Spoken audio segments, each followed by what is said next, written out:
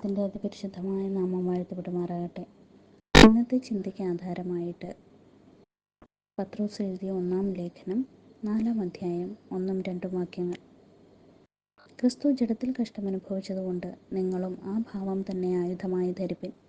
ജഡത്തിൽ കഷ്ടമനുഭവിച്ചവൻ ജഡത്തിൽ ശേഷിച്ചിരിക്കും കാലം ഇനി മനുഷ്യരുടെ മോഹങ്ങൾക്കല്ല ദൈവത്തിൻ്റെ ഇഷ്ടത്തിനത്രേ ജീവിക്കേണ്ടതിന് പാപം വിട്ടൊഴിഞ്ഞിരിക്കുന്നു.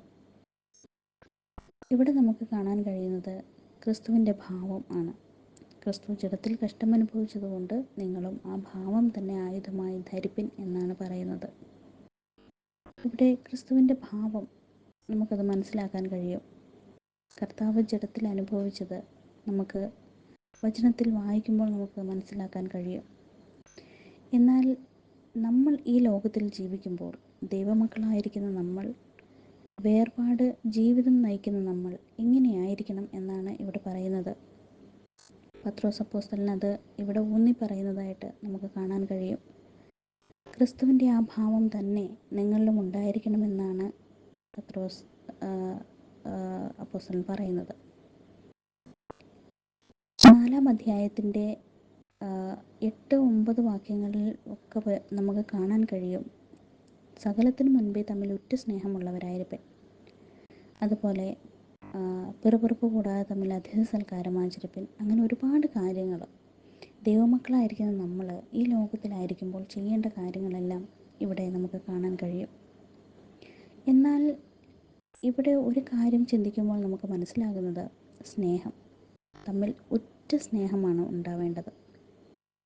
നമ്മൾ ഇങ്ങനൊരു പാട്ട് ഉണ്ടല്ലോ, ആദ്യ സ്നേഹം നിന്നിൽ ഇന്നുമുണ്ടോ സോദരി, അല്ലെങ്കിൽ സോദര, ആ ഒരു പാട്ട് അത് കേൾക്കുമ്പോൾ നമുക്ക് മനസ്സിലാവും. അല്ലെങ്കിൽ ഇടയ്ക്കിടയ്ക്ക് നമ്മൾ നമ്മളെ തന്നെ ഒന്ന് വിശകലനം ചെയ്യേണ്ടത് ആവശ്യമാണ്. ആദിമ സ്നേഹം നമുക്കുണ്ടോ? എന്നാൽ എല്ലാവരും അങ്ങനെയാണെന്നല്ല പറയുന്നത്.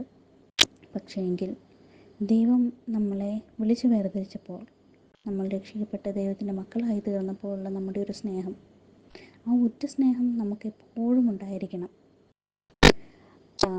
നമ്മുടെ ജീവിതാവസാനം വരെ കർത്താവിൻ്റെ ആ ഭാവം, സ്നേഹം, ആ ഒരു ദീർഘക്ഷമ, എല്ലാ മനോഭാവവും കർത്താവിൻ്റെ ആ ഭാവം തന്നെ നമ്മളിൽ ഉണ്ടാകേണ്ടത് അത്യാവശ്യമായ കാര്യമാണ്.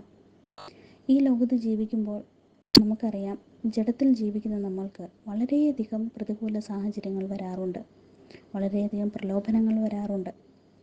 എന്നാൽ ഒരിക്കലും നമ്മൾ മനസ്സോടെ ആയിരിക്കില്ല പല കാര്യങ്ങളും ചെയ്യുന്നത്. നമ്മുടെ സാഹചര്യങ്ങളാൽ നമ്മൾ ആയിപ്പോകുന്നതാണ്. എങ്കിലും നമ്മൾ തിരിഞ്ഞൊന്ന് ചിന്തിക്കണം, തിരിഞ്ഞൊന്ന് നോക്കണം. നമ്മളെങ്ങനെയായിരുന്നു, അല്ലെങ്കിൽ കഴിഞ്ഞ ദിവസങ്ങളിൽ നമ്മൾ എങ്ങനെയായിരുന്നു? ഉറ്റ സ്നേഹം നമ്മളിലുണ്ടായിരുന്നോ? ക്രിസ്തുവിൻ്റെ ഭാവമായിരുന്നോ നമ്മളിലുണ്ടായിരുന്നത്? ഇനി അല്ല എങ്കിൽ നമുക്ക് വരുന്ന ദിവസങ്ങളിൽ ക്രിസ്തുവിൻ്റെ ഭാവം, ആ ഭാവത്തോടു കൂടിയുള്ള ജീവിതം, അതാണ് ക്രിസ്തു നമ്മളിൽ കൂടി ആഗ്രഹിക്കുന്നത്. കർത്താവ് നമ്മെ സ്വന്തം മക്കളാക്കി തീർത്തത് അതിനു വേണ്ടിയിട്ടാണ്, കർത്താവിൻ്റെ ഇഷ്ടത്തിന് വേണ്ടി ജീവിക്കാൻ.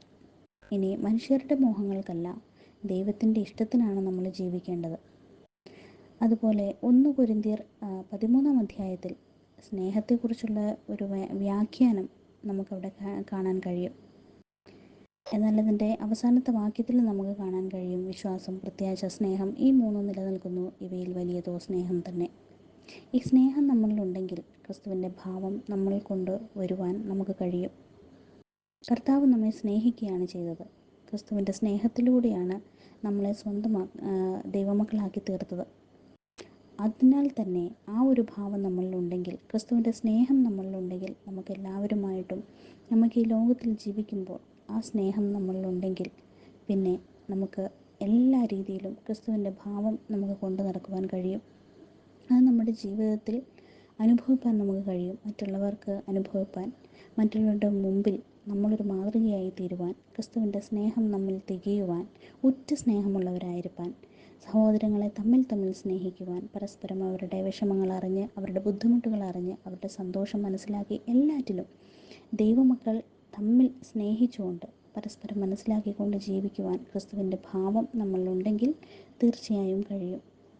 അതിനാൽ വലിയവനായ ദൈവം നമ്മളെ ധാരാളമായിട്ട് സഹായിക്കട്ടെ. ക്രിസ്തുവിൻ്റെ ഭാവത്തോടുകൂടെ സ്നേഹത്തിൽ, സന്തോഷത്തിൽ, സമാധാനത്തിൽ, ദീർഘക്ഷമയിൽ എല്ലാം ജീവിക്കുവാൻ വലിയവനായ ദൈവം വരുന്ന ദിവസങ്ങളിൽ നമ്മെ ശക്തിപ്പെടുത്തട്ടെ. ദൈവത്തിൻ്റെ അതിപരിശുദ്ധമായ നാമം വാഴ്ത്തപ്പെടുമാറാകട്ടെ.